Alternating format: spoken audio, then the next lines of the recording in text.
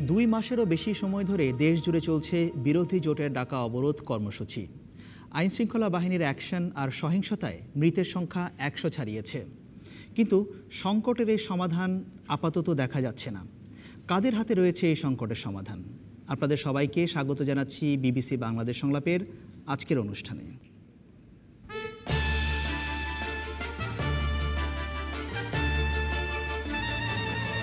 আজ প্যানেলে আছেন আওয়ামী লীগের উপদেষ্টা মণ্ডলীর সদস্য ও সাবেক মন্ত্রী সুরঞ্জিত সেনগুপ্ত এমপি, বিএনপি চেয়ারপারসনের উপদেষ্টা ও সাবেক তত্ত্বাবধায়ক সরকারের উপদেষ্টা অবসরপ্রাপ্ত মেজর জেনারেল রুহুল আলম চৌধুরী, গবেষণা সংস্থা পলিসি রিসার্চ ইনস্টিটিউটের নির্বাহী পরিচালক ডক্টর আহসান মনসুর এবং জাহাঙ্গীরনগর বিশ্ববিদ্যালয়ের সরকার ও রাজনীতির অধ্যাপক নাসিম আক্তার হোসাইন।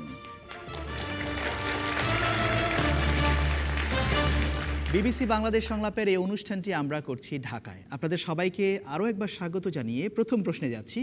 প্রথম প্রশ্ন করবেন মেজবাউল আলম সওদাগর।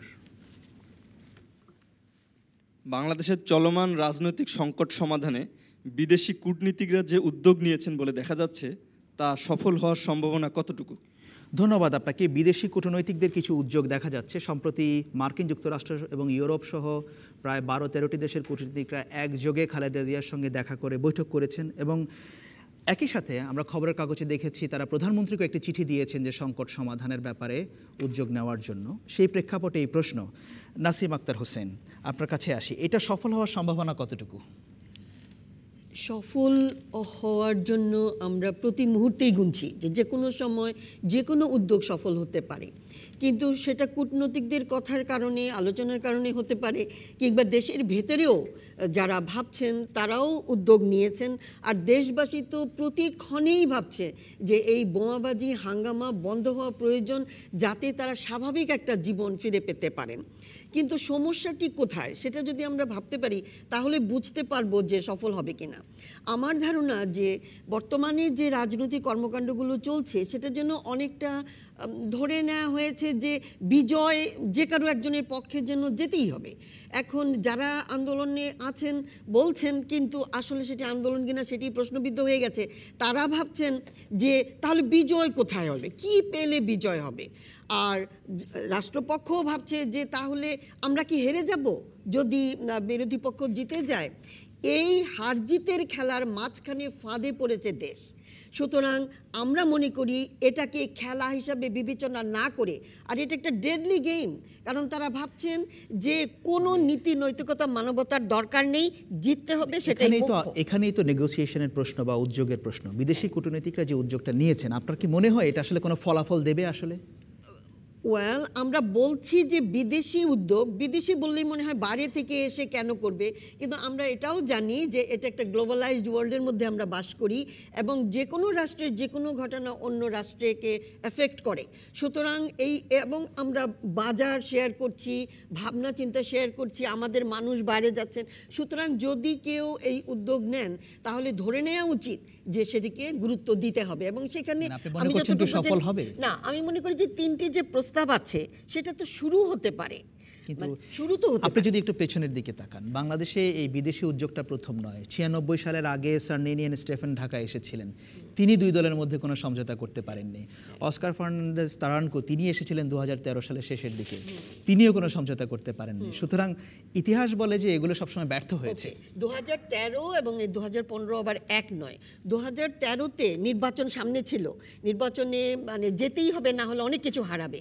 এখন কিন্তু বিরোধী পক্ষ অনেক দিন ধরে আন্দোলন করে মানুষকে হত্যা করা ছাড়া বড় কোনো অর্জন নেই, সম্পদ ধ্বংস করা ছাড়া বড় কোনো অর্জন নেই। তাহলে এটা তো একটা জায়গায় তো মানুষ পৌঁছায় যে আর কত। সুতরাং যদি সেই স্যাচুরেটিং পয়েন্টের দিকে গিয়ে থাকে তাহলে যে কোনো উদ্যোগ সফল হবে। ধন্যবাদ আপনাকে ডক্টর আহসান মনসুর।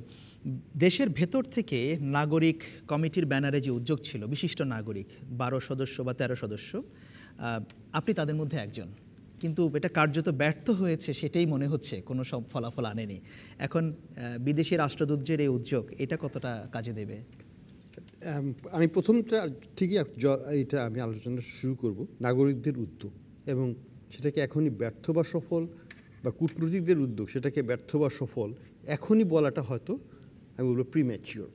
কারণ হচ্ছে যে এই উদ্যোগগুলো একটু যেটাকে আমরা বলি একটু বৃহত্তর ক্যানভাসে নেওয়া হয়েছে, বিশেষ করে নাগরিকদের উদ্যোগটা, সেটা কিন্তু শুধুমাত্র একটা আলোচনার মাধ্যমে গণতন্ত্রের মানে ইলেকশন করে ক্ষমতার পরিবর্তন সেটুকু তো লিমিটেড না। কারণ আমরা জানি যে ইলেকশন হলেও এই ইলেকশন কিন্তু আগামীটা 5 বছর পরে আবার একই অবস্থা হবে। কাজে আমাদের একটা টেকসই ব্যবস্থা দরকার, যেটা নিয়ে আলোচনা হওয়া উচিত। কীভাবে একটা সরকার, যে কোনো সরকারই, সেটা বিএনপি সরকার বা আওয়ামী লীগ সরকারই হোক, 40%-এর নিচের ভোট পেয়ে তারা কনস্টিটিউশন চেঞ্জ করে ফেলতে পারে, অর্থাৎ মেজরিটি অফ দ্য পাবলিক ওপিনিয়নকে ডিসরিগার্ড করতে পারে আমাদের বর্তমান সিস্টেমে। That is the checks and balance, upper house lower house, যেটা ব্যালেন্স অন্যান্য বহু দেশে আছে, ভারতেও আছে, বিভিন্ন সেটা আপনারা বলেছেন। কিন্তু ধরুন আপনাদের যে উদ্যোগ, এটা কিন্তু কার্যত সরকার পক্ষ নাকচ করে দিয়েছে। কিন্তু এখন বিদেশিদের এই উদ্যোগ, এটা কতটা সফল হবে আপনার কি মনে হয়? আমি যেটা বলি, যে কোনো উদ্যোগ একসময় নাকচ হলেও পরবর্তীতে কিন্তু সেটা আবার জীবিত হয়ে উঠতে পারে। কাজে আমি মনে করি না যে একটা উদ্যোগ নাগরিকদের পক্ষ থেকে, আমি নিজের কথা বলছি না, কারণ নাগরিকরা কারা? নাগরিক তো আপনারা সবাই, আমরা সবাই, আমরা সবাই উদ্বিগ্ন, আমরা সবাই এটা একটা সলিউশন চাচ্ছি, এবং সেই সলিউশনটা একটা দীর্ঘমেয়াদী সলিউশন হোক, সেটা আমাদের জীবনে শান্তি নিয়ে আসুক, আমাদের অর্থনীতিকে পুনর্জীবিত করুক, আমরা সবাই যেন কর্মকাণ্ডে আবার জড়িয়ে পড়তে পারি, সেটাই আমরা চাচ্ছি। নাসিম আক্তার হোসেন খানিকটা আশা করছেন যে কূটনৈতিকদের উদ্যোগটা কিছুটা হলেও হয়তো ফল দিলেও দিতে পারে। একইভাবে আমি বলবো, নাগরিকরা যেরকম উদ্যোগ নিয়েছে, কূটনৈতিকরাও সে একইভাবে উদ্বিগ্ন। তারা উদ্বিগ্ন তাদের নিজস্ব কারণ এবং বাংলাদেশের সঙ্গত কারণেই। কারণ বাংলাদেশ হচ্ছে গ্লোবাল সোসাইটির পার্ট। বাংলাদেশ যদি আজকে একটা যেটাকে বলা হয় ফেইল্ড স্টেট হয়ে যায়, সেটা দায়িত্ব কিন্তু সবার বিদেশিদের উপর বর্তায়। আপনারা যেরকম একটা আলাপ আলোচনার কথা বলছেন, কূটনৈতিকরা একটা আলাপ আলোচনার কথা বলছে বলে আমরা খবরের কাগজে দেখতে পাচ্ছি। আপনি কি মনে করেন আপনাদের উদ্যোগের সঙ্গে কূটনৈতিকদের উদ্যোগ একটা একসাথে হতে পারে? এরকম কি সম্ভব? সব উদ্যোগই কমপ্লিমেন্টারি হতে পারে, রিইনফোর্সিংও হতে পারে, কারণ এগুলোর উদ্দেশ্য তো একটাই। আমরা তো বলছি না যেটা আমাদের উদ্যোগ সফল হোক, তাদের উদ্যোগ ব্যর্থ হোক। আমরা বলছি যে কোনো উদ্যোগই আসুক না কেন, সেটা যদি একটা আউটকাম রেজলিউশন স্যাটিসফ্যাক্টরি আউটকামে নিয়ে যেতে পারে, সেটাই আমাদের কাম্য। এটা আমাদের বা তাদের বা অন্যদের সেটা নিয়ে তো করতে, আওয়ামী লীগের থেকে আসুক সেটা আরও ভালো হবে, কারণ সরকারের পক্ষ থেকে উদ্যোগ হলে তার চাইতে তো ভালো কিছু উদ্যোগ হতে পারে না। কিন্তু যে প্রশ্নটা নাসিম আক্তার হোসেনকে করছিলাম, যে অতীতের দিকে যদি ফিরে তাকান আপনি, সেগুলো কিন্তু কোনো ইতিবাচক ফলাফল দেয়নি। আমরা সেই জন্যই শঙ্কিত। যখন এই 96-এ কিন্তু পলিটিক্যাল প্রসেসের মাধ্যমেই চেঞ্জ হয়েছে, কনস্টিটিউশন অ্যামেন্ডমেন্টও হয়েছে, ইলেকশনও হয়েছে, এবং ইলেকশন পরবর্তীতে আবার আওয়ামী লীগ ক্ষমতায়ও এসেছে। সেটা কিন্তু পুরোপুরি আমি বলবো একটা আন্দোলন এবং গণতান্ত্রিক প্রক্রিয়ার মাধ্যমেই হয়েছে। এবারে কী হবে আমরা জানি না, সেটা ইয়েট টু বি সিন। কিন্তু আমরা চাই না যে 2007-এর মতো এটা অন্য একটা প্রক্রিয়াতে সেরকম হওয়ার কোনো সম্ভাবনা আছে নাকি? সম্ভাবনা তো কোনোটাকে উড়িয়ে দেওয়া যায় না। আমরা যে প্রসেসে এগুচ্ছি সেটা যদি ক্রমান্বয়ে আরও ঘনীভূত হতে থাকে, তাহলে আমরা যে সোমালিয়া হব না, সিরিয়া হব না, লিবিয়া হব না, সেটাই বা কে বলবে? ধন্যবাদ আপনাকে। দেখি এই প্রসঙ্গে একটু পরে আবার আসবে, একটু দর্শকদের কাছে ফিরে যাই। অনেকেই হাত তুলেছেন, শুরুতে দ্বিতীয় সারিতে একজন হাত তুলে, প্রথম সারিতে। আমার প্রশ্ন হচ্ছে, আওয়ামী লীগের পক্ষ থেকে সবসময় বলা হচ্ছে বিদেশিরা যাই বলুক না কেন কোনোভাবেই ক্ষমতায় যাওয়া যাবে না। তাহলে আওয়ামী লীগের পক্ষ থেকে কি ভবিষ্যতের জন্য কোনো নীল নকশা তৈরি করা হচ্ছে, যেটা আমাদের দেশে চলমান পরিস্থিতিকে শান্তিমূলক করবে? সুরঞ্জিত সেনগুপ্ত। না, কথাটা এরকম না। কিরকম সেটা ব্যাখ্যা যদি করেন। প্রচেষ্টা তো হতেই পারে। যে নদী মরুপথে হারালো ধারা, জানি হে জানি তাহাও হয়নি হারা। সমস্ত চেষ্টা যে যেখান থেকে যেভাবেই করুক না কেন, সব চেষ্টাই যে বিফল হয়ে গেছে এরকম না। তাই বলছে কবি যে নদী মরুপথে শেষ হয়ে গেছে, ওটারও যে কোনো ফলাফল নাই তা না। যেমন সমস্যা থাকবে, সমস্যার সমাধানের প্রচেষ্টাও থাকবে, এনারাও করেছেন, তারাও তাদের অভিজ্ঞতা থেকে। আপনারা তো সেগুলোকে অবাস্তব বলছেন এই ধরনের উদ্যোগ। আমি বলছি তাদের ত্রুটিগুনা বুঝবে। অবাস্তব বলছি, আর অবাস্তব থেকে কি বাস্তবতায় তারা যেতে পারবে না, এটার অর্থ তো আমি বাদ দিয়ে দিচ্ছি না। আর বিদেশিরাও যেটি করছেন এটিও যে তারা করতে পারবেন না এ কথাও কেউ বলছে না।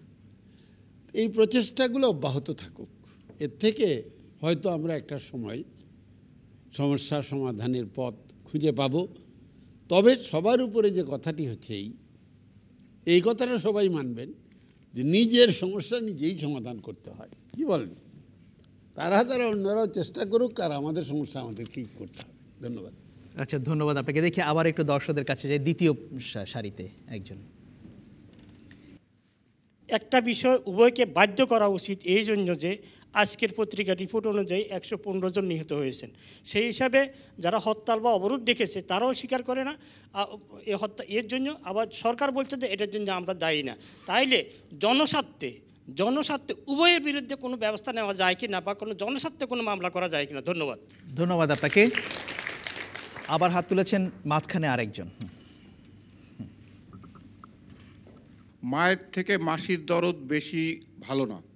এখানে আমাদের বাস্তব অবস্থা হচ্ছে দুই নেত্রী মুখোমুখি, একদিকে পেট্রোল বোমা, অন্যদিকে ক্রসফায়ার। সন্তান সম জনগণের সঙ্গে দুই নেত্রীর, মাতৃসম দুই নেত্রীর ব্যবহারই ভালো না। সেখানে বাইরের জন কিছু করতে পারবে বলে আমার মনে হয় না। আপনি খুবই আশাবাদী নন বিষয়টা নিয়ে। ধন্যবাদ আপনাকে। পেছনের দিকে আরেকজন। আমি জনাব সুরঞ্জিত সেনগুপ্তের কাছে একটা প্রশ্ন রাখছি যে যখন সুশীল সমাজ এবং বিদেশি কূটনীতিকরা বিএনপির সাথে সমঝোতার সংলাপের আহ্বান জানিয়েছে, তখন আওয়ামী লীগ বলেছে যে জঙ্গিবাদীদের সাথে কোনো সংলাপ হবে না। কিন্তু যখন 5ই জানুয়ারি নির্বাচনের পূর্বে তো বিএনপিকে এই নির্বাচন কমিশনের আওতায় নির্বাচনে অংশগ্রহণের আহ্বান জানিয়েছে, তাহলে তখন কেন জঙ্গিবাদী সংগঠনকে নির্বাচনে আসার জন্য আওয়ামী লীগ আমন্ত্রণ জানিয়েছে? আজ কেন তারা বিএনপিকে জঙ্গিবাদী সংগঠন বলছে? এটা একটু পরিষ্কার করে দিলে ভালো হতো। ধন্যবাদ আপনাকে সুরঞ্জিত সেনগুপ্ত। আপনি বুঝতে পেরেছেন। আপনার কাছে আমি আসছি এই প্রসঙ্গ নিয়ে। রুহুল আলম চৌধুরী, সবাই বলছেন যে দর্শকদের একজন বললেন উনি এটা নিয়ে কোনো আশা করেন না, কূটনৈতিকদের উদ্যোগ নিয়ে খানিকটা তিনি আশা হতো। আপনি কি আশা করেন? বিসমিল্লাহির রহমানির রহিম। আমি সর্বপ্রথমে বলতে চাই, আমরা যে একটু গ্লোবাল ভিলেজের মধ্যে আছি, বাংলাদেশ তার মধ্যে কোনো আইসোলেশন কিছু না। আমাদের এখানে যারা বিদেশি আমরা বলছি তারা কিন্তু আমাদের ডেভেলপমেন্ট পার্টনার। তাদের ইনভেস্টমেন্ট এখানে আছে, তাদের ইন্টারেস্ট এখানে আছে, আর ইন্টারন্যাশনাল যে সিস্টেমটা আছে ওই সিস্টেমের মধ্যে বলতে গেলে আমরা কিন্তু সবাই সমান। এখন সমস্যা আছে, সেটা আমরা সবাই জানি। এই সমস্যা যদি থাকে, সমস্যার সমাধানও আছে। একজন বলেছেন যে আগে তো হয়নি।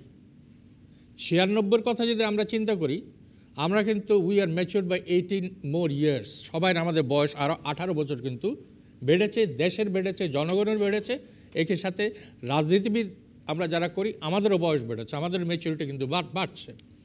সেই সাথে আমি মনে করি যে এটা সমঝোতা হবে। সমঝোতা এটা হতে, উনি যে বলেছেন সমঝোতা এটা হতে আমরা বাধ্য হব, এই জন্য কারণ দেশের জনগণ এভাবে সাফার আর করতে পারে। কিন্তু আপনি বলছেন 16-18 বছর আগের কথা, সেটা ব্যর্থ হয়েছে। কিন্তু খুব নিকটের কথা তো আছে, অস্কার ফার্নান্দেজ তারানকো যে নেগোসিয়েশন করার চেষ্টা, সেটাও ব্যর্থ হয়েছিল 1 বছর আগের কথা। গত বছর হয়েছে। হ্যাঁ, তাহলে গত বছরের যে ইলেকশনের আগে যে প্রবলেমটা ছিল, এখন যে প্রবলেম ঠিক একইভাবে ধরলে কিন্তু এটা হবে বলে আমি মনে করি না। আমি মনে করি দেশের যে বর্তমান পরিস্থিতি, এই পরিস্থিতির সমাধান কিন্তু এক জায়গায় আছে, সরকারের কাছে কিন্তু সমাধানটা আছে। মানে আপনি কেন এতটা আশাবাদী? সরকার তো এগুলোকে নাকচ করে দিচ্ছে যে না, বিদেশিদের দিয়ে হবে না। আমি এই জন্য বলছি বিদেশিদের হবে না, তাদের উদ্যোগ যে এটা হবে না সেটা আমি মনে করি না। তাদের উদ্যোগ যেটা আছে সেটাই যে দাদা যে বললেন এটা সাপ্লিমেন্ট করতে পারে, এটা শখ সামলাকেই এটাকে সহায়তা করতে পারে। এটা আমাদের যে নেগোসিয়েশনের মধ্যে কিন্তু এই যে এনাদের যে ইনভলভমেন্ট যেটা আছে, এটা কিন্তু আমাদের দুজনকে কিন্তু যথেষ্ট শক্তিশালী। খুব সংক্ষেপে যদি বলেন একটা জিনিস, আমরা খবরের কাগজে দেখেছি এরকম রিপোর্ট এসেছিল যে বিএনপি এখন বিদেশি উদ্যোগের দিকে তাকিয়ে আছে, অর্থাৎ বিএনপি মনে করছে যে তারাই সমস্যাটা সমাধান করে দিবে। ব্যাপারটা কি এরকম? না, এটা বোধহয় সমস্যা ওই যে পিছনে বলেছেন, সমস্যা কিন্তু আমাদের সমস্যা বাইরে থেকে এসে কেউ সমাধান করতে পারবে না, তারা আমাদের সহযোগিতা করবে। তাহলে আশাবাদী কেন? তারা সহযোগিতা করে। আমি এই জন্যই বলছি দ্যাট রাজনীতি যারা করে তারা কিন্তু এই দেশের জনগণের জন্য রাজনীতি করে। এই দেশের যে অবস্থা, এই অবস্থার জন্য তাদের একটা সময় আসবে, তাদেরকে এই নেগোসিয়েশন টেবিলে বসতে হবে, তাদেরকে এটা সমাধান করতেই হবে। আচ্ছা, ধন্যবাদ আপনাকে। সুরঞ্জিত সেনগুপ্ত, আপনার কাছে একজন প্রশ্ন করেছিলেন যে বিএনপিকে এখন আপনারা জঙ্গিবাদী সংগঠন হিসাবে বর্ণনা করছেন, অথচ এই বিএনপিকে আপনারা নির্বাচনে আমন্ত্রণ জানিয়েছিলেন। তাহলে একটা জঙ্গি সংগঠন আপনাদের ভাষায়, তাদেরকে নির্বাচনে আমন্ত্রণ জানালেন কেন? ওনার কথা না, উনি তো বোধহয় ভুল করেছেন যে বিএনপি তো পার্লামেন্টের মেম্বার ছিল, আপনার এই বেগম খালেদা জিয়া প্রধানমন্ত্রী ছিলেন, আমরা বিরোধী দলে ছিলাম, আমরা সরকারে ছিলাম, উনি বিরোধী দলের নেত্রী ছিলেন, তখন তো এই প্রশ্ন ছিল না। তখন তো পেট্রোল বোমা দিয়ে মানুষ মারা হতো না, আগুনে পুড়িয়ে মানুষ মারা হতো না, নির্দোষ নিরপরাধ বাস ড্রাইভার বা ইত্যাদিকে মারা হতো না। যে কথা তখন নির্বাচনের প্রশ্ন ছিল, নির্বাচনের প্রশ্নে প্রধানমন্ত্রী তাকে বলেছেন, সর্বদলীয় সরকারের কথা বলেছেন, চা খেতে আমন্ত্রণ জানিয়েছেন, স্বরাষ্ট্র মন্ত্রণালয় দেওয়ার কথা বলেছেন। এই সমস্ত কিছুই প্রয়াস ছিল যাতে ওনারা নির্বাচনে আসেন। তো ওনারা নির্বাচনে আসেননি, তখন তো তাকে নির্বাচনের অংশগ্রহণ করার একটি গণতান্ত্রিক দল বলেই তাকে বিবেচিত করা হতো। এখন তার কার্যকলাপে মনে হচ্ছে যে এই দলের মধ্যে নাশকতা, সহিংসতা, সন্ত্রাস এবং জঙ্গিবাদীদের এর সঙ্গে তাদের সম্পর্ক ঘনিষ্ঠ হয়েছে। ধন্যবাদ আপনাকে। দেখি একজন দর্শক হাত তুলেছেন সামনের সারিতে, ওনার মতামতটা নিই খুব সংক্ষেপে। মাননীয় ব্রিগেডিয়ার অবসরপ্রাপ্ত ব্রিগেডিয়ার সাহেব উনি বলছেন একটু আগে, মেজর জেনারেল অবসরপ্রাপ্ত, সরি, হ্যাঁ, উনি বলেছেন যে জনগণের জন্য রাজনীতি। জনগণের জন্য যদি রাজনীতি হয় তাহলে আমরা কারা? সাধারণ যারা মরছে, খেটে খাওয়া মানুষ, অসহায় মানুষ, এরা কারা? আর যারা রাজনীতি করছেন তারা কারা? ধন্যবাদ আপনাকে। আমরা এই প্রসঙ্গে পরে আসতে পারি, তবে তার আগে আমি দর্শক শ্রোতাদের জানিয়ে রাখি, বিবিসি বাংলাদেশ সংলাপে উত্থাপিত বিষয়গুলো নিয়ে আপনারা যদি আরও বিস্তারিত মতামত দিতে চান তাহলে বিবিসি বাংলার ওয়েবসাইট bbcbangla.com, এখানে আপনার মতামত দিতে পারবেন। আর যারা ফেসবুক ব্যবহার করছেন, ফেসবুকে বিবিসি বাংলাদেশ সংলাপের পাতায় আপনার মতামত দেবার সুযোগ তো আছেই। একটি ছোট্ট বিরতি নিচ্ছি, ফিরছি কিছুক্ষণের মধ্যে।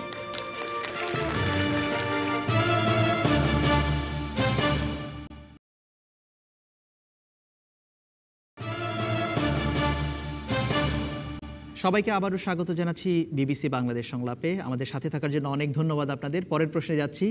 পরের প্রশ্ন করবেন মোহাম্মদ আব্দুর রাজ্জাক মিয়া। আমার প্রশ্নটা হচ্ছে, বাংলাদেশ কি খুব দ্রুত সিরিয়ার মতো একটি রাষ্ট্রে পরিণত হতে যাচ্ছে? আচ্ছা, ধন্যবাদ আপনাকে। দীর্ঘমেয়াদী সহিংসতার প্রেক্ষাপটে এই কথাটা বলা হচ্ছে। একটু আগে আহসান মনসুরও আপনি সিরিয়ার প্রসঙ্গ টেনে আনলেন, যে তাহলে কি বাংলাদেশ সেই পথে আগাচ্ছে কিনা। তাহলে আপনাকে দিয়ে শুরু করি, আহসান মনসুর, ওনার প্রশ্নের উত্তর। দেখুন, আমি যখন IMF-এ চাকরি করতাম, বেশ অনেকগুলো কনফ্লিক্ট কান্ট্রি নিয়ে ডিল করেছি। সোমালিয়া একটা দেশ আমি গিয়েছি, সিরিয়াতেও আমি গিয়েছি আগে, এই এখনকার পরিস্থিতি তো অবশ্যই নয়। এগুলো কিন্তু স্বাভাবিক দেশ ছিল। কিন্তু একটা সরকার যখন হঠাৎ করে ক্ষমতা থেকে চ্যালেঞ্জড হয়, তখন তারা রেজিস্ট করার পরে এই যে রেজিস্ট্যান্সটা, কাউন্টার রেজিস্ট্যান্স শুরু হয়, সেটা যখন ডিজেনারেট করতে থাকে, বছরের পর বছর চলতে থাকে, তখন এটা ভয়ঙ্করভাবে ধ্বংসী হয়ে যায়। নিজেদেরকে নিজেরা ধ্বংস করে, ফলে দেশটা ধ্বংস হয়ে যায়। সোমালিয়া হচ্ছে আদর্শ নিদর্শন, সিরিয়া হচ্ছে চলমান একটা এক্সাম্পল। তা আমরা যেটা ভয় পাই সেটা হচ্ছে, যদি গণতন্ত্র সুসংহত না হয়, যদি আমরা একজনের সাথে একজন কথাই বলতে না রাজি হই, তাহলে কিভাবে আমরা আমাদের দেশে শান্তি ফিরিয়ে আনবো? মানে আপনার কি সিরিয়ার মতো আশঙ্কা, এরকম আশঙ্কা আপনার মধ্যে এখন তৈরি হয়েছে? এই আশঙ্কা কোনো মতেই একেবারে দূর করা উচিত হবে না আমাদের মন থেকে। আমি মনে করি আমরা কোনোদিনও সিরিয়া হব না, কিন্তু সিরিয়া যেন না হতে হয় সেজন্য আমাদেরকে এখনই সিরিয়াকে মনে রেখে বাংলাদেশে যেটা হচ্ছে, দুটো রাজনৈতিক দলের মধ্যে মারামারি, হরতাল, অবরোধ, সহিংসতা, সেটাকে সিরিয়ার যে ঘটনার যে ব্যাপকতা, সিরিয়া হচ্ছে একটা গৃহযুদ্ধ চলছে, সোমালিয়া একটা গৃহযুদ্ধ চলেছে। আমি বলি, বাংলাদেশ একটা হোমোজিনিয়াস নেশন, সিরিয়ার মতো অতখানি হয়তো না, তাদের মধ্যে শিয়া সুন্নি ভাগাভাগি নাই, কিন্তু আমরা একটা আর্টিফিশিয়াল ওয়েতে আমাদের একটা স্বাধীনতা পক্ষ এবং একটা স্বাধীনতা বিরোধী একটা আর্টিফিশিয়াল সোসাইটি ক্রিয়েট করে ফেলছি, হুইচ ইজ এক্সট্রিমলি ডেঞ্জারাস। আমরা যেন কোনো মতেই সেই পথে না এগোতে দেই। আমরা যে বিএনপি করে, যে আওয়ামী লীগ করে, তারা কিন্তু সবাই বাঙালি, সবাই কিন্তু বাংলাদেশের জাতীয়তাবাদের চেতনায় বিশ্বাস করে।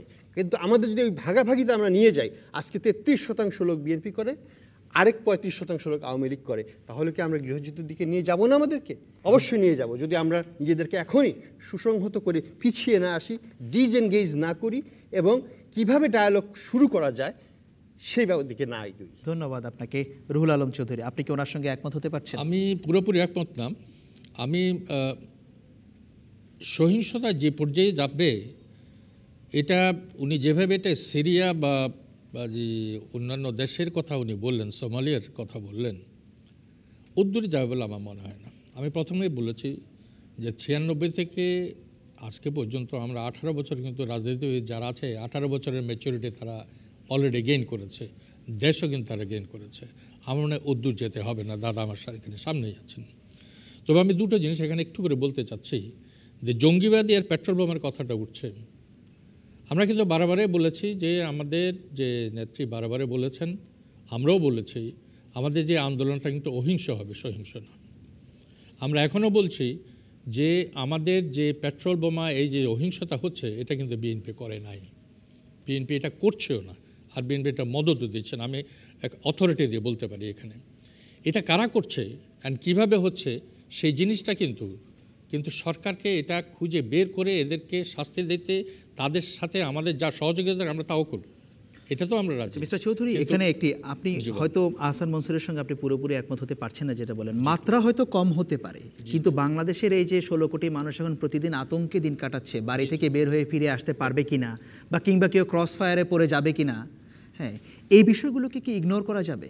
অবশ্যই না, অবশ্যই না। আমি এটাকে ইগনোর তো মোটেই করবো না। এটাতে ইগনোর দাদার এটা উনি যেমন যে আমাদের বোন যেমন যে কনসার্নটা বললো, কনসার্নটা করেছে, she is very genuine, it is very genuine. তো এটাকে করার দায়িত্ব কিন্তু সরকারের কিন্তু একটা বিরাট দায়িত্ব রয়েছে, বিরোধী দলেরও দায়িত্ব আছে, উনি সেই কথা আমি কথাটা বলছি সেই জন্য বলছি ওদেরকে খুঁজে বের করার জন্য আমাদের যদি কোনো সহযোগিতার দরকার, we are ready to do that, but we are not involved in it. সেই কথাটাই আপনারা বলছি, এটা কিন্তু সরকারকে খুঁজে বের করতে হবে, সরকারকে এটা খুঁজে বের করতে সাজা ওনাদের দিতে হবে। ধন্যবাদ আপনাকে।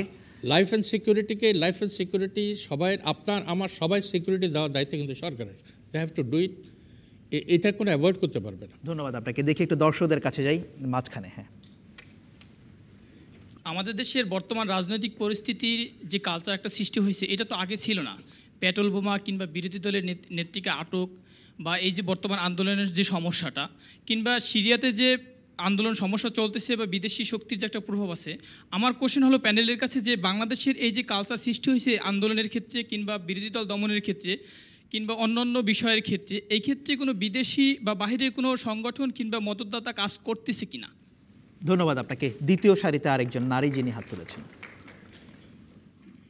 বর্তমানে নির্বাচনকে কেন্দ্র করে এত প্রবলেম, তাহলে নতুন করে নির্বাচনের মানে সমস্যাটা কি? ধন্যবাদ আপনাকে। প্রথম সারিতে আমি মনে করছি যে যেভাবে এগুচ্ছে হয়তোবা সিরিয়ার চেয়েও তার আরও বেশি ভয়ঙ্কর অবস্থার দিকে চলে যাবে। এজন্য সরকারের উচিত যে এটাকে কঠিন হাতে দমন করা। এই আশঙ্কাটা কেন করছেন? ওইসব দেশে তো গৃহযুদ্ধ হচ্ছে, বাংলাদেশে তো গৃহযুদ্ধ হচ্ছে না, মারামারি। এখানে দুটি দল, একটা দল আপোষহীন হিসেবে বসে থাকবে, আর একটা দল একটু এগিয়ে আসবে, কিন্তু এগিয়ে আসলেও তাকে রিসিভ করবে না। এই যদি মনের অবস্থা হয় তাহলে বিদেশিরা এসেও কিন্তু সমাধান করতে পারবে না, এবং ধীরে ধীরে সেটা সোমালিয়া, হার্জেগোভিনা, সিরিয়া ওইভাবে চলে যাবে। ধন্যবাদ আপনাকে। মাঝখানে একজন হাত তুলেছেন। যেহেতু সমস্যাটা শুরু হয়েছে 5 জানুয়ারির পর থেকে, সেহেতু আমি চাচ্ছি নতুন একটা নির্বাচনের ব্যবস্থা করলেই সব সমস্যার সমাধান হয়ে যায়। প্যানেলের কাছে প্রশ্ন, নতুন নির্বাচন দিতে এখন সমস্যাটা কোথায় সরকারের? আচ্ছা, ধন্যবাদ আপনার। সরকার তার অবস্থান এরই মধ্যে ব্যাখ্যা করেছে বহুবার, আপনি হয়তো এটা জানেন। তার পেছনে আরেকজন হাত তুলেছেন। আমি মনে করি যে বাংলাদেশ সিরিয়ার মতো হবে, কারণ হলো বিএমপি লাগাতার 2 মাস যাবত যে কর্মসূচি দিয়েছে, বিএমপির এই কর্মসূচি উইথড্র করার মতো কোনো আমি পরিস্থিতি দেখতেছি না। আমার মনে হয় যে বিএমপি কিয়ামতের আগ পর্যন্ত যে কর্মসূচি দিচ্ছে এটা চলতে থাকবে আমার মনে হইতেছে, কারণ বিএমপি এটা উইথড্র করার কোনো সম্ভাবনা দেখতেছি না আমি। ধন্যবাদ। আস্তে আস্তে এগিয়ে যাবে সিরিয়ার মতো, আমি আশা করি। ধন্যবাদ আপনাকে। সুরঞ্জিত সেনগুপ্ত, আপনার কাছেই আসি। কেউ কিন্তু বলছেন যে সহিংসতার মাত্রা এমন একটা পর্যায়ে চলে যাবে বা যাচ্ছে ধীরে ধীরে, সেই ধরনের সম্ভাবনাকে উড়িয়ে দেওয়া যায় না, আপনি কি বলবেন? না, আমি যেটা আহসান মনসুর সাহেবের কথাটাই আমাকে খুব করেছে, যে আমি ইয়েকে বলতে চাচ্ছি যে এটা সিরিয়া সোমালিয়া হওয়ার কোনো সম্ভাবনা নেই, এটা আমি আপনাদের আশ্বস্ত করতে চাই। এখানে কোনো ট্রাইবাল ডেমোক্রেসি বা ধর্মীয় ওই ধরনের ক্ল্যাশ, শিয়া সুন্নির কোনো ক্ল্যাশ নাই। এটা ঠিকই বলেছে, এটি একেবারেই নিছক একটি প্রশ্ন যে 5 তারিখের নির্বাচনে যদি বিএনপিও আসতে পারত, সকলে মিলে করতে পারতাম, তাহলে তো কোনো প্রশ্নই ছিল না। নির্বাচন হয়ে যাওয়ায় এটা কনস্টিটিউশনাল কন্টিনিউটিটা আছে, এটাও একটা ইতিবাচক দিক। এখন টোটাল প্রশ্ন হচ্ছে যে নির্বাচন হওয়া, এই নির্বাচন অনন্তকালের জন্য এখানে কেউ ক্ষমতায় থাকতে পারবে না। আমাদের একটি সংবিধান আছে, সংবিধানটি উভয় পক্ষেই মেনে নিচ্ছে। সংবিধান অনুযায়ী আর 4 বছর পরে নির্বাচন হবে। এখন তারা বলছে এটা মধ্যবর্তী নির্বাচনের ব্যবস্থা করা যায় কিনা, এই তো প্রশ্ন। অতএব এ নিয়ে এটি না, আমি একটি কথা শুধু আমার জেনারেল সাহেবের এটি আমি উত্তর দিতে চাই যে ঠাকুর ঘরে কেড়ে আমি কলা খাই না, বুঝছেন? যে মারে কেটা, মারে কেটা আমি জিগাই, হরতাল ডাকে কেটা, অবরোধ ডাকে কেটা? যার বাড়িতে বিয়া তারই তো, যে হরতাল ডাকে,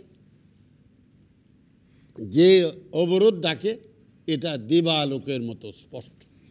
সেই কারণে আলোচনায় যেতে হলে কতগুলা জিনিস নীতি নৈতিকতার দিক সম্বন্ধে খুব সোজা থাকে। সেটা আপনারা বলেছেন। আমি ওনাকে এই ব্যাপারে এটা নিয়ে কোনো দ্বিধা দ্বন্দ্ব মানুষের মধ্যে। মিস্টার সেনগুপ্ত, আমার একটা প্রশ্ন, যে আপনি বলছেন যে সেরকম ওই সমস্ত দেশের মতো পরিস্থিতি হবে না, ঠিক আছে, কিন্তু যখন এই সহিংসতাগুলো শুরু হয়েছিল, বিরোধী দলের কর্মসূচি শুরু হয়েছিল, সরকার বলেছিল যে তখন থেকেই 1 সপ্তাহের মধ্যে সব ঠিক হয়ে যাবে। আর 1 সপ্তাহ, 2 সপ্তাহ, কিন্তু 2 মাস চলে গেল, কোনো কিছুই ঠিক হলো না। না, এখানে আপনার সঙ্গে একটু বিনয়ের সঙ্গে দ্বিমত করব। কোনো কিছু ঠিক হয়নি এই কথাটা ঠিক না। প্রতিদিন মানুষ মারা যাচ্ছে। আমি বলছি কোনো কিছুই ঠিক হয়নি এই কথাটা ঠিক না। এখন দিনের বেলায় গাড়ি ঘোড়া চলছে, আমাদের এক্সপোর্ট ইম্পোর্ট ইত্যাদি চলছে স্বাভাবিকভাবেই, কিন্তু নরহত্যা এবং এই যে পেট্রোল বোমা হত্যা, এগুলো চোরাগুপ্ত আক্রমণ হচ্ছে, এগুলো অনেক ধরা পড়েছে। তারা কোর্টে গিয়েও স্বীকার করেছে যে কারা মারছে, কিভাবে মারছে। এই প্রসঙ্গে শুধু একটি কথা আমি বলে শেষ করবো। আমার এখন কতটা স্বাভাবিক হয়েছে, কত পার্সেন্ট হয়েছে? আমি মনে করি অনেকটা। আজকের পত্রিকা যদি আপনারা পড়ে থাকেন, 90%। আজকের 90% তো যখন শুরুই হয়েছিল তো 10% ছিল না। আচ্ছা, আরও 5%-এর নিচে ছিল। আজকের পত্রিকা যদি পড়ে থাকেন দেখবেন যে এটা আমাদের ছাড়াইয়া আমেরিকা পর্যন্ত চলে গেছে।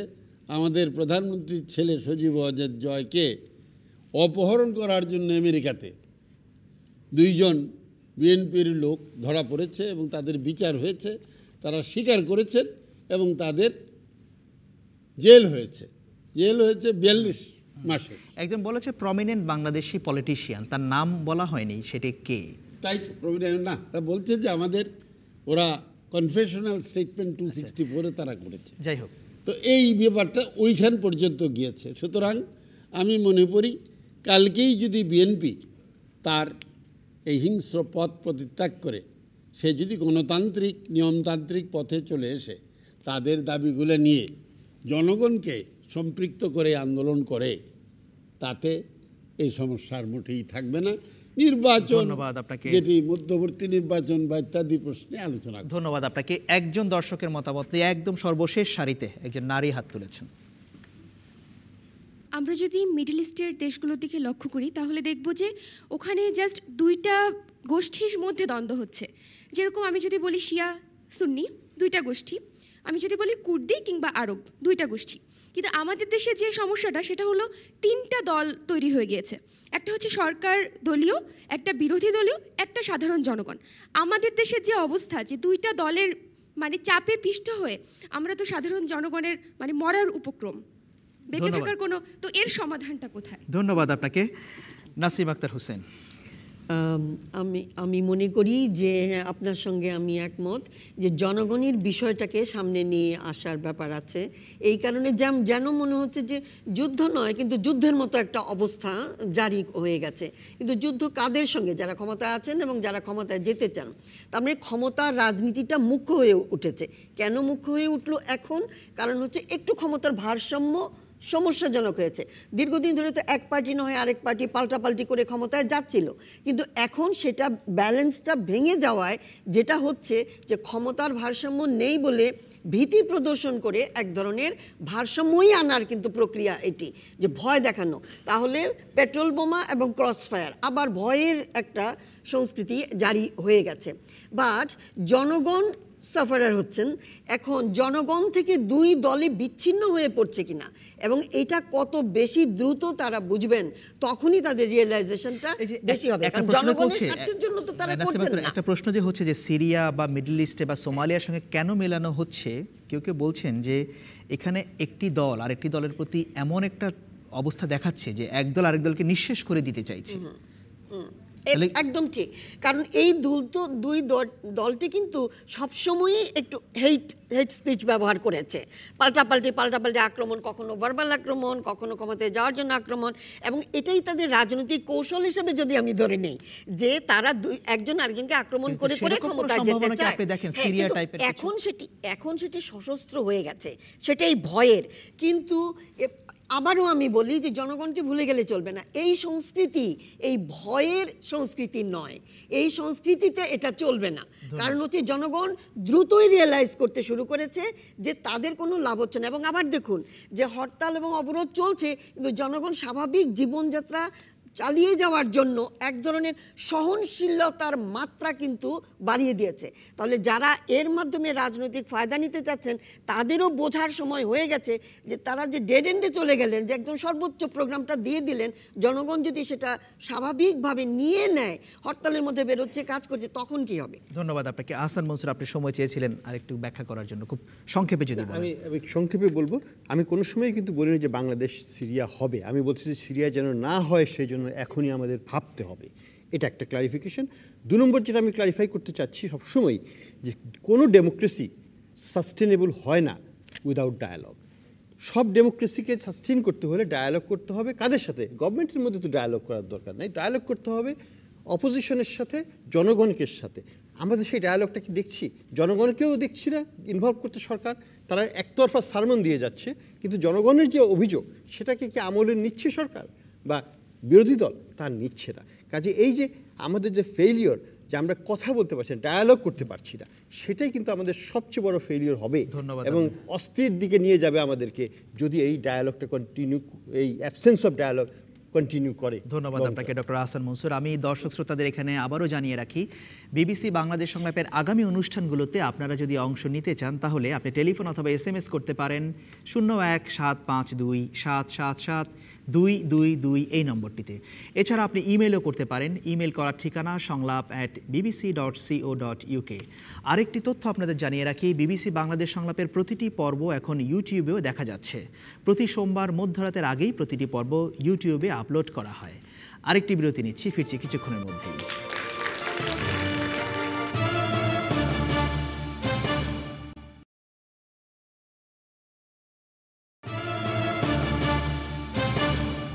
সবাইকে আবারও স্বাগত জানাচ্ছি বাংলাদেশ সংলাপে। বিরতির পর আমরা ফিরে এলাম, পরের প্রশ্নে যাচ্ছি। পরের প্রশ্ন করবেন আশিকা আইনিন। মেয়েদের বিয়ের বয়স 18ই থাকছে, তবে অভিভাবক চাইলে 16 বছর বয়সে মেয়েদের বিয়ে দেয়া যাবে বলে আইনের খসড়া তৈরি করা হয়েছে। বিয়ের 2 রকম বয়স রাখার বিষয়টি কতটুকু যুক্তিসঙ্গত হচ্ছে? ধন্যবাদ আপনাকে। আলোচনা হচ্ছিল রাজনীতি নিয়ে, কিন্তু সেখানে এখন আবার বিয়ে প্রসঙ্গ, যদিও এটা বাংলাদেশের সামাজিক বাস্তবতা অত্যন্ত গুরুত্বপূর্ণ একটি বিষয়। সেই প্রেক্ষাপটে এই প্রশ্ন। সুরঞ্জিত সেনগুপ্ত, আপনাকেই বলি, আপনার কাছে আসি। 2 রকম বয়স, এটা কতটা যুক্তিসঙ্গত? না, আমি কিন্তু ওর সঙ্গে একমত যে 18 বছর ছিল এটাই বরং ভালো ছিল। তারও একটা অপশন রাখা হয়েছে যে আমাদের একটা প্রেশার আছে আবার অভিভাবকদের থেকে, ধরেন নিজস্ব একটা কালচার আছে, তো আমরা আগে 12 বছরে 6 বছরে বিয়ে দিতাম। 6 বছরে দিতেন ছিল আগে, তো একেবারেই জানেন তো বালিকা বিয়ে হতো। এখন 18 করা হয়েছে, আর 16টা রাখা হয়েছে যে পরিবারের জন্য আর কি, এটা প্রেশার আছে আর কিছু না। তবে এটা তো অপশনাল।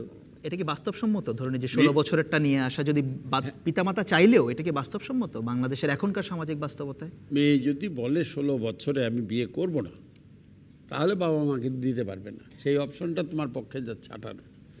তো তবে 18 বছরটাই আমার কাছে মনে হয় যুক্তিসঙ্গত। ধন্যবাদ আপনাকে। নাসিম আক্তার হোসেন। না, আমি মনে করি যে এরকম কন্ট্রাডিকশন রাখার কোনো কারণ নেই। আইন যে কোনো একটা জায়গায় স্ট্যান্ড পয়েন্টটা এক জায়গায় হতে হবে, 1। 2 হচ্ছে ভোটের বয়স কত। 18, তার মানে 18তেই ম্যাচুরিটিটাকে কাউন্ট করা হচ্ছে।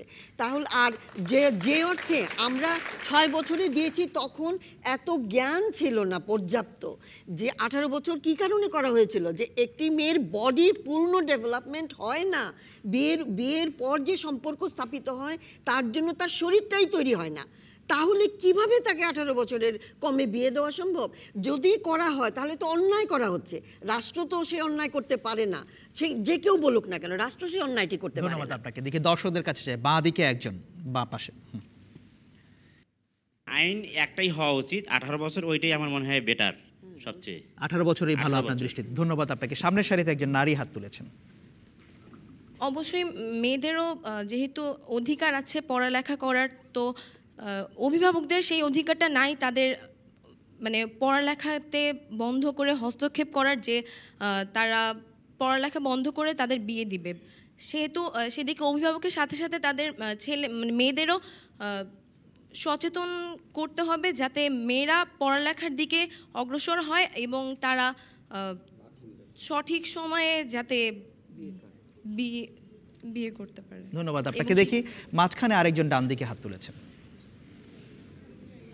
সবাই 18 বছরে বিয়ের জন্য যেটা বলতেছে, তো 18 বছর অপেক্ষা করতে করতে অনেক সময় আমরা দেখি সমাজে যে 18 বছরের আগেই অনেকে আবেগী সম্পর্কে জড়িয়ে যায়।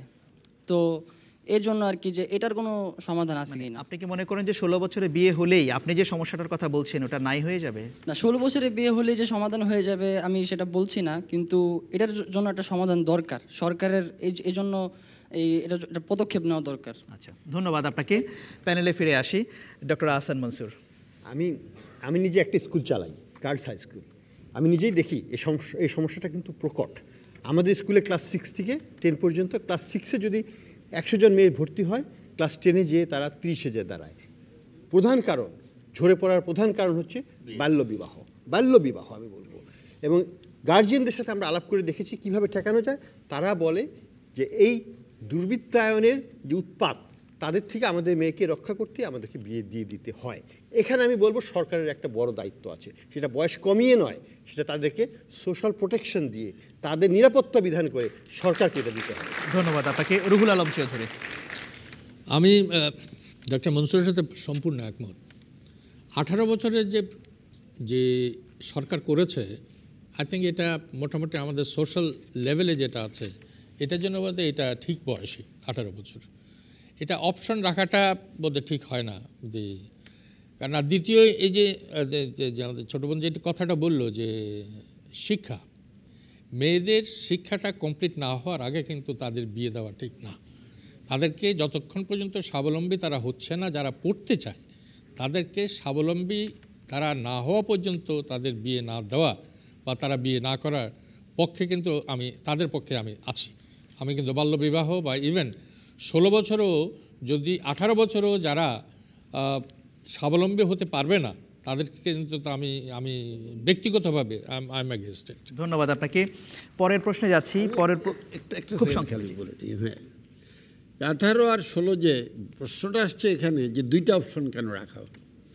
18 বছরে আমরা সবাই একমত।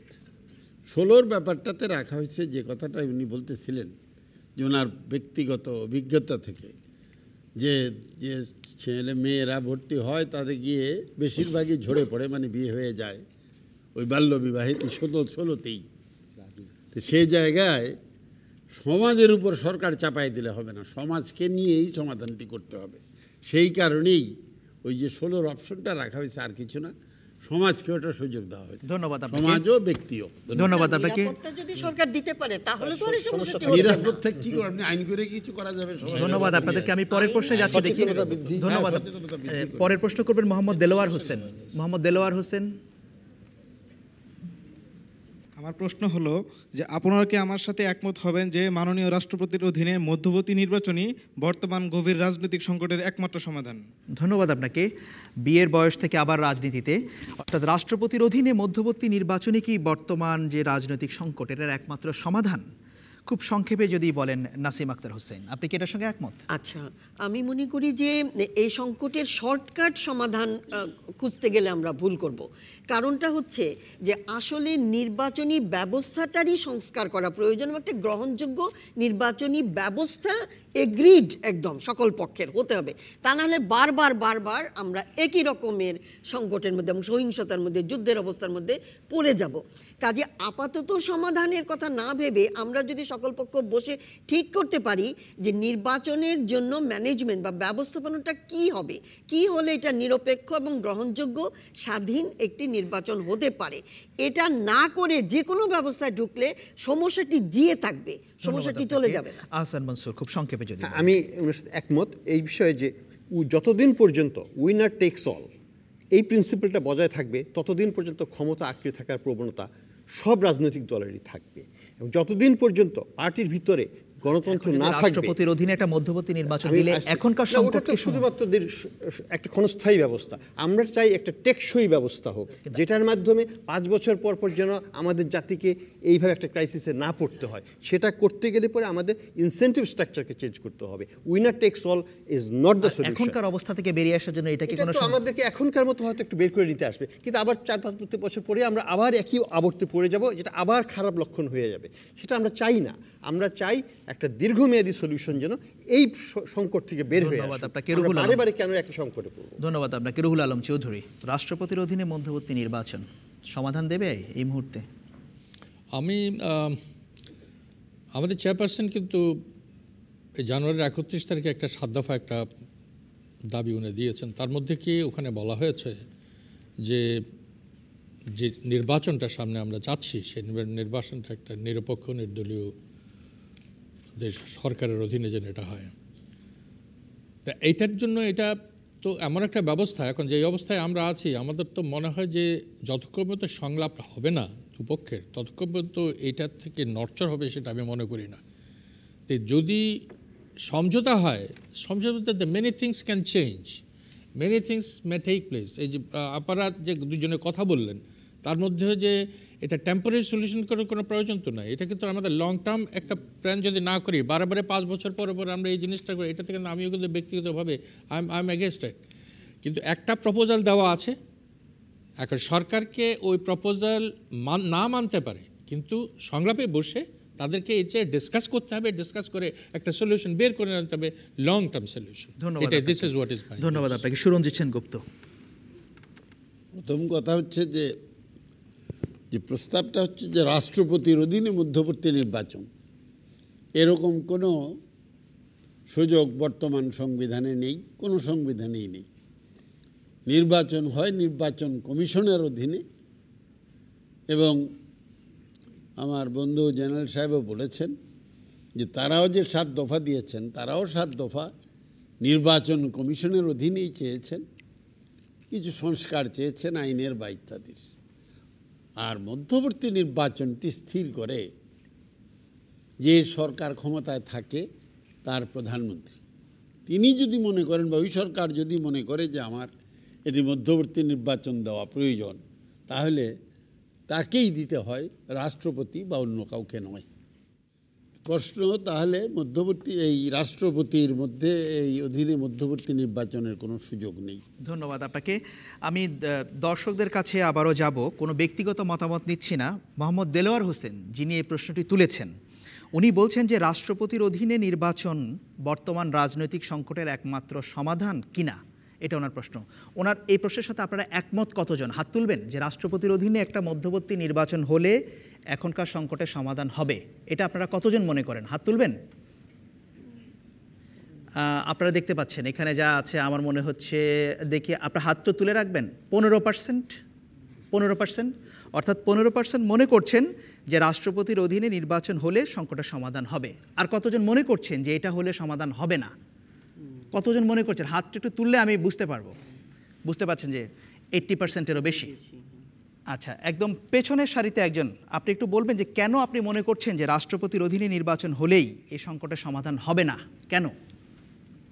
আমার মনে হয় আপার কথা মনসুর সাহেবের কথা ঠিক, যে আমাদের প্রেসিডেন্ট কাছে দিলেই যে সুষ্ঠু হবে তা না, দীর্ঘমেয়াদী আমাদের পরিকল্পনা নিতে হবে যে 4 বছর পর পর জানি এই গ্যাঞ্জাম না হয়। ধন্যবাদ আপনাকে, অসংখ্য ধন্যবাদ। একই সাথে আমি ধন্যবাদ জানাচ্ছি প্যানেলে যারা আছেন আপনাদেরকেও ধন্যবাদ রইল, আপনারা যারা প্রশ্ন করেছেন মতামত দিয়েছেন আপনাদের ধন্যবাদ জানাচ্ছি। অনুষ্ঠানে সার্বিক সহযোগিতা করার জন্য বিয়াম ফাউন্ডেশন এবং চ্যানেল আইকে। বিবিসি বাংলাদেশ সংলাপের আগামী অনুষ্ঠানটি দেখার আমন্ত্রণ জানিয়ে আজ এখানেই বিদায় নিচ্ছি।